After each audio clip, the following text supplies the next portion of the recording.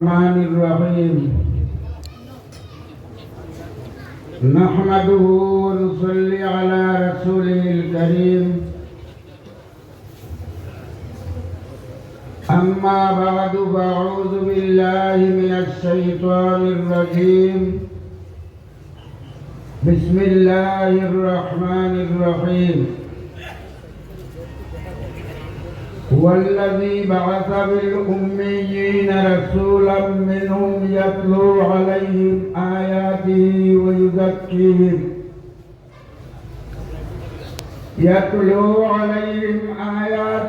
ويزكيهم ويعلمهم الكتاب والحكمة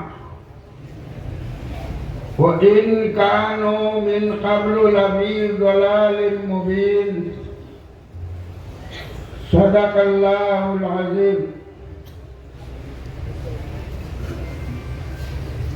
পরম সম্মানিত সুদূর নেপাল থেকে আগত আজকের এই সভার প্রধান অতিথি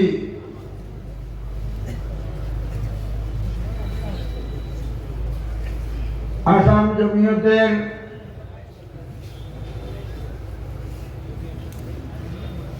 जिम्मेदार हजरत मौलाना अनवर साहब कासिमी दामत बरकातुहुमा उपस्थित सम्मानित अतिथिबृंद আমরা আজকে আমাদের পুরাতন সেই জায়গায় উপস্থিত হয়েছি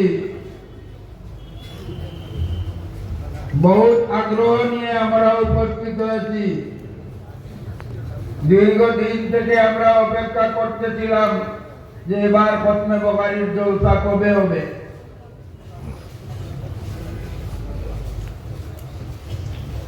আজকে আমরা বাস্তবে সেই জায়গায় বসার সুযোগ পেয়েছি মুহতারাম হাজিরিন আমরা যে ওলিয়ে কামিল যে শেখ কামিলের ফয়েজ ও বরকত নেওয়ার জন্য তার কাছ থেকে হাদিস শিক্ষা করার জন্য তার কাছ থেকে আমাদের দুনিয়া আখিরাতের কামিয়াবির জন্য আমরা সর্বদা এই সভায় উপস্থিত থাকতাম এবং নিজের মনের আগ্রহকে আমরা পূরণ করে যেতাম সেই সবার সেই ফয়েজ ও বরকতের মজলিসে আজকে আজ আমরা উপস্থিত হয়েছি আমাকে বলা হয়েছে উদ্বোধনী ভাষণ হিসাবে সামান্য কথা রাখার জন্য আমি সামান্য দু একটি কথা আপনাদের সম্মুখে তুলে ধরব তৎসঙ্গে আমি কুরআনে কারীম থেকে আয়াতে কারিমা তিলাওয়াত করেছি আল্লাহ তাআলা তার কালামে বলতেছেন ওয়াল্লাযী বাআসা বিল উম্মিয়িনা রাসূলাম মিনহুম ইয়াতলু আলাইহিম আয়াতিহি উম্মি বলে তাকে যে বংশ ধরে যে গোষ্ঠীতে কখনো কোনো নবী আসেন নাই তাদেরকে উম্মি বলা হয় আমরা শুনতাম এককালে উম্মি বলা হতো অশিক্ষিতকে কিন্তু উম্মির অর্থ অশিক্ষিত নয় উম্মির অর্থ হচ্ছে যে বংশে যে গোষ্ঠীতে কখনো কোনো নবী আসেন নাই তাদের হেদায়েতের জন্য মুহতারাম হাজিরিন আল্লাহর নবী মুহাম্মদুর রাসূলুল্লাহ সাল্লাল্লাহু আলাইহি ওয়াসাল্লাম সম্বন্ধে আল্লাহ তাআলা তার পাক কালামে ঘোষণা করতেছেন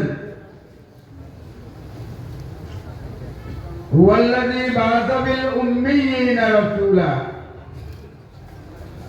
ও আল্লাহ তাআলা যিনি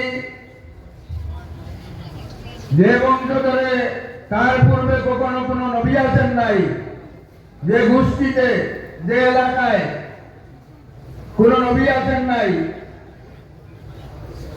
সেই বংশ সেই গোষ্ঠীতে এক নবী প্রেরণ করেছিলেন, এক রসুল প্রেরণ করেছিলেন। যে রসুল আল্লাহর হুকুমে সেখানে এসে তার দায়িত্ব আদায় করেছিলেন। তিনটি এজেন্ডা তার ছিল, তিনটি বিষয়বস্তু ছিল। এই গোষ্ঠীর মধ্যে গোষ্ঠীকে সৎপথ প্রদর্শন করার জন্য প্রথম এজেন্ডা ছিল ইয়াতলু আলাইহিম আয়াতিহি। সেই উম্মতের মধ্যে আল্লাহ নবী মুহাম্মদুর রাসূলুল্লাহ সাল্লাল্লাহু আলাইহি ওয়াসাল্লাম সর্বপ্রথম কোরআনের মাধ্যমে তাদেরকে আদর্শ পথ দেখিয়েছিলেন, কোরআন শিক্ষা দান করেছিলেন, কোরআন নিয়েই আলোচনা করেছিলেন। কোরআনকে মেনে নেওয়ার জন্য, কোরআনের অনুসরণ করার জন্য বহুত মেহনত পরিশ্রম করে দিয়েছেন। আমরা জানি আজকে ওয়াজে উঠছি, আমি কি বলবো সেটা এজেন্ডা আমি হাতে নিয়ে উঠবো। ওরা প্রত্যেক জায়গায় আজকের সভা আমাদের কিসের উপরে এজেন্ডা থাকবে, যে সভাটা তার পূর্বে আমরা বারবার শুনছি, উপস্থিত হয়েছি, উপভোগ করেছি। সেই আমাদের যে নিয়ামত খাদ্য, আমাদের যে আগ্রহ তার প্রতি ছিল, সেটার অপেক্ষায় ছিলাম। আল্লাহ আসির হযরত বদরপুরি রহমতুল্লাহ আলাইহি আমিরে শরীয়ত আউয়াল এই ময়দান থেকে সেই কোরআনের তালিম আরম্ভ করেছিলেন। সর্বপ্রথম তার কার্যসূচির মধ্যে ছিল কোরআনে করিমের প্রতি মানুষকে আহ্বান দান করা। সত্যিকার তার কোরআনে করিমের তিলাওয়াত, কোরআনে করিমের আমল এবং আদর্শ তার জীবনে ছিল, এবং যারা তার অনুসরণ করেছিল তারাও লক্ষ্য ছিল সেই কোরআনের অধীনে যে আগ্রহ আমাদের আছে, সেটা আমাদের মধ্যে চিরস্থায়ী থাকবে। আজ আমরা এই সভায় উপস্থিত হয়েছি, আমাদের লক্ষ্য থাকতে হবে এই মজলিস থেকে আমরা কোরআন হাদিস থেকে যে সমস্ত আলোচনা করা হবে সেটাই গ্রহণ করে নিজের মধ্যে সেটা বাস্তবায়িত করব, এবং আমার পরিবারের মধ্যে বাস্তবায়িত করব, আমার খানদানের মধ্যে বাস্তবায়িত করব, আমার সমাজের মধ্যে সেটা বাস্তবায়িত করব। 2 নম্বর এজেন্ডা দিয়ে দিলেন ওয়ায়ুযাক্কিহিম। আল্লাহ নবীর প্রেরণের উদ্দেশ্য ছিল মানুষ জাতকে তার কিভাবে অন্তর পরিষ্কার পরিচ্ছন্ন করতে পারেছে সেই শিক্ষা আল্লাহ নবীর থেকে সে গ্রহণ করবে। এবং আল্লাহ নবী মানুষের সম্মুখে যখন উপস্থিত হতেন, আল্লাহ নবীর লক্ষ্য থাকতো আমি মানুষকে কিভাবে কোরআনের দিকে ধাবিত করতে পারি, কোরআনের শিক্ষা দান করতে পারি, আমি কিভাবে মানুষকে সেই শিক্ষা দিতে পারি যে শিক্ষায় তার অন্তর পরিষ্কার পরিচ্ছন্ন হয়ে যায়, অন্তরের বিভাগ দূর হয়ে যায়।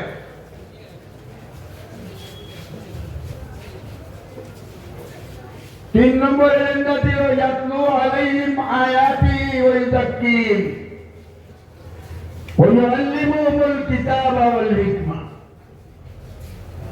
3 নম্বর এজেন্ডা আল্লাহ নবী ছিল আমার খানদানের মানুষ, আমি যে বংশে জন্মগ্রহণ করেছি সর্বপ্রথম সেই বংশধরকে কিভাবে আমি কোরআনের শিক্ষা দান দিতে পারি। একদিনে সেটা শেষ করতে পারবো না, আমার জীবন তাদেরকে সেই কোরআনের শিক্ষার মধ্যে বের করব আমি। সত্যিকার আল্লাহ নবী মুহাম্মদুর রাসূলুল্লাহ সাল্লাল্লাহু আলাইহি ওয়াসাল্লাম তার 23 বছর জীবনে উম্মতকে কোরআনে কারীমের শিক্ষা দিয়েছেন।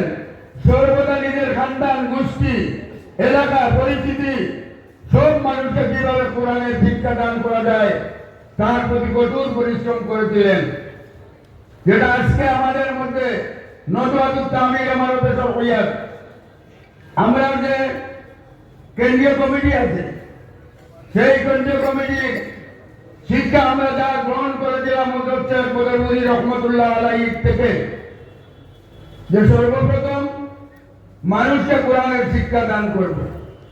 আমরা আলাগুলিপুর মসজিদে উপস্থিত হয়েছি, আমরা দেখছি শুক্রবারে হযরত শেখ বদরপুরি রহমতুল্লাহ আলাইহি জুমার নামাজের পরই মানুষকে কোরআনে কারীমের শিক্ষা দান করতেন। কমপক্ষে একটি সূরা শিক্ষা দান করতেন। কিভাবে মানুষ সুন্দর সুষ্ঠুভাবে কোরআন তিলাওয়াত করতে পারে। যদি মানুষ কোরআন সুন্দর সুষ্ঠুভাবে তিলাওয়াত করতে না পারে তাহলে তার নামাজ পড়বে, সেই নামাজটা হবে না। একজন মানুষ নামাজ পড়তে পারে, আলহামদুলিল্লাহ জায়গায় যদি আলহামদুলিল্লাহ পড়ে নে, শুদ্ধ হবে না ভুল হবে? ভুল হবে। কোরআন অশুদ্ধ কোরআন পড়া জায়েজ হবে কিনা? জায়েজ হবে না। যার জন্য আমরা প্রত্যেকে নিজের তিলাওয়াতকে মা ইয়াজুযু বিস-সালাত, যতটুকু না পড়লে নামাজ হয় না ততটুকু পর্যন্ত আমরা শুদ্ধ করে নিব। সেই লক্ষ্যে হযরত শেখ বদরপুরি রহমতুল্লাহ আলাইহি তার জীবনের অদ্যপান্ত কোরআনে কারীমের শিক্ষা দান করেছেন। 2 নম্বর, তার জীবনের লক্ষ্য ছিল মানুষকে কোরআন এবং হাদিসের মাধ্যমে কিভাবে এমন শিক্ষা দান করা যায় যে শিক্ষার মাধ্যমে তার অন্তর পরিষ্কার হয়ে যায়। মানুষ একটা শরীর নিয়ে যদি থাকে, তার ভিতরে যদি বেমার থাকে, সে যদি অসুস্থ থাকে, সেই মানুষটা পারফেক্ট শুদ্ধ মানুষ নয়, ভালো মানুষ নয়।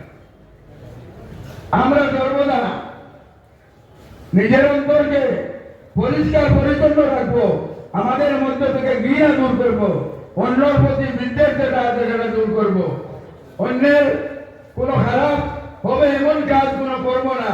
সর্বদা নিজের জন্য যা করবো অপরের জন্য সেই বলার জন্য আমরা চেষ্টা করব। আমরা যদি হযরত শেখ বদরপুরি রহমতুল্লাহ আলাইহি জীবনের একটা পান্থ আমরা অনুসরণ করতে পারি এবং কালেক্ট করতে পারি, তাহলে আমাদের জীবনের মধ্যে দারুণ এবং আলোচন করে যদি অনুসরণ করি, আমাদের জীবনের মধ্যে অত্যন্ত একটা পরিবর্তন আসবে।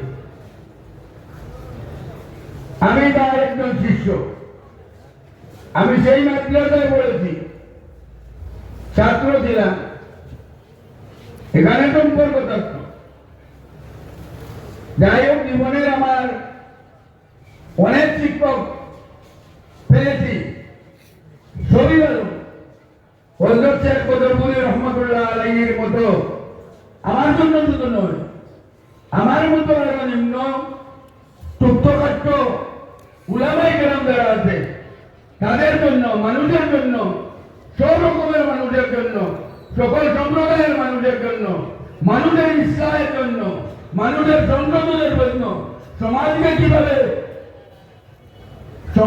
কিভাবে আমরা পরিচালনা করতে পারি, সমাজের জন্য কি কাজ করলে আমাদের দায়িত্ব আদায় হবে, সমাজের সংশোধনী হবে, নজওয়াতুত তামির আমারতে শরিয়ার কর্মের মাধ্যমে হযরত শেখ বদরপুরি রহমতুল্লাহ আলাইহি আমাদের সম্মুখে সেটা তুলে ধরেছেন।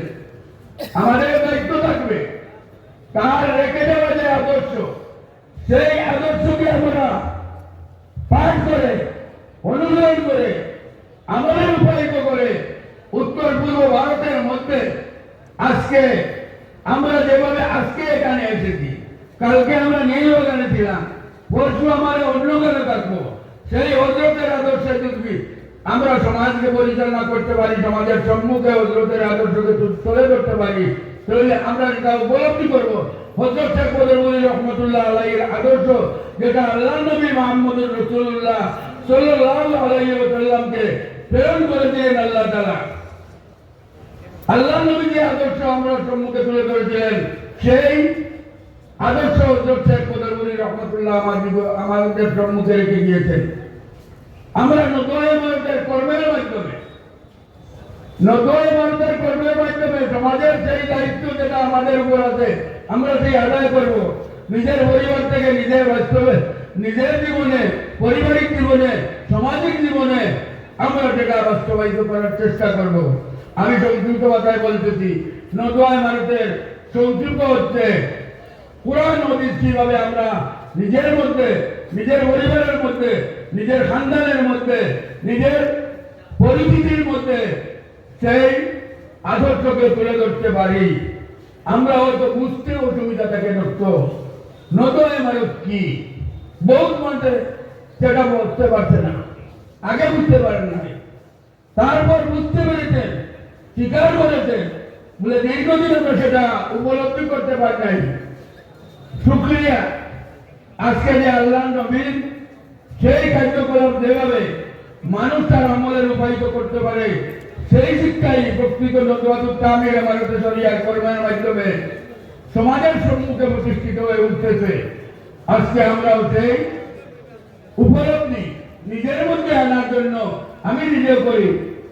অত্যন্ত মানুষ সংগঠনের দিক দিয়ে আমাদের সংগঠনের নাই, সংগঠনের দিক দিয়ে নদওয়ার মানুষ নাই। আমি বুঝাই দিয়েছিলাম, আল্লাহর মায়ের মধ্যে আমাকে বলেছিলেন আসেন, কিন্তু আমাকে নেদাইডিংটা দিয়ে যায়। আমি কিন্তু নেদাইডিংয়ের এডিটারও নাই, আমি ঠিক আছে, নেদাইডিংয়ের এডিটার নাই। আমি যাওয়ার সময় নেদাইডিং নেই নাই। উনি আমাকে বলেন আমি আমার ঘরে ঢুকার আগে আপনি আমার নেদাইডিংটা দিয়ে দেন। আমি উপলব্ধি করলাম কিসের জন্য আল্লাহর বন্ধু, তো আমাদের সংগঠনের মানুষ না, আমাদের দলের মানুষ নাই, কেন আমাকে তো চাপ দিয়ে কথা বলে। বুঝতে পেরেছি তিনি নেতাদিন পাঠ করে যে সমস্ত কোরআন হাদিসের কথা, সামাজিক বন্ধনের কথা, পারিবারিক জীবনের কথা যেটা অনুসরণ করেছিলেন, তার জন্য তিনি প্রত্যহ অপেক্ষা করতেন এই মাসের আমি নেতাদিন কবে পাই।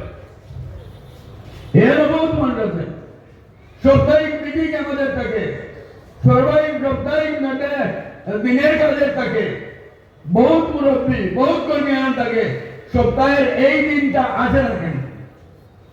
আমাদের বহুত মানুষ আছে তফসিরের দিন অপেক্ষা করে থাকে, বলে কেন তফসিরের দিন আসে না? আর আমার মতো অনেক অলস এমনও আছে, সেই তফসিরের মাহফিলে আমি উপস্থিত হতে পারি না। আমার মতো অনেক আছে, নেতাই দিন কিভাবে আমি বাকি দিতে পারি ওলা। আমাদের অনেক আছে, আমরা জমাতে নামাজ পড়তে পড়ার সময় অপেক্ষা করে থাকি। আবার কিছু মানুষ আছে জমাতের আদান হলে মসজিদের কিনার থেকে চলে যায়। এই দিন যারা বুঝতে পেরেছে, কোরআন যারা বুঝতে পেরেছে, হাদিস যারা বুঝতে পেরেছে, ইলমে আধ্যাত্মিক যারা বুঝতে পেরেছে, তারা হযরত শেখ বদরুল রহমতুল্লাহ আলাইহির জীবনের সমস্ত কামকে যদি লক্ষ্য করে, যে দেখবো আল্লাহর নবী মুহাম্মদুর রাসূলুল্লাহ সাল্লাল্লাহু আলাইহি ওয়াসাল্লামের জীবনের যে লক্ষ্য ছিল, হযরত শেখ বদরুল রহমতুল্লাহ আলাইহির জীবনের সেই লক্ষ্য ছিল, যেভাবে উম্মতকে সংশোধন করার জন্য আল্লাহর নবী মেহনত করেছিলেন, আমরা উম্মতে মুহাম্মদীকে সেইভাবে করার জন্য হযরত শেখ বদরুল রহমতুল্লাহ আলাইহি আমাদের পেলে মেহনত করে গিয়েছিলেন।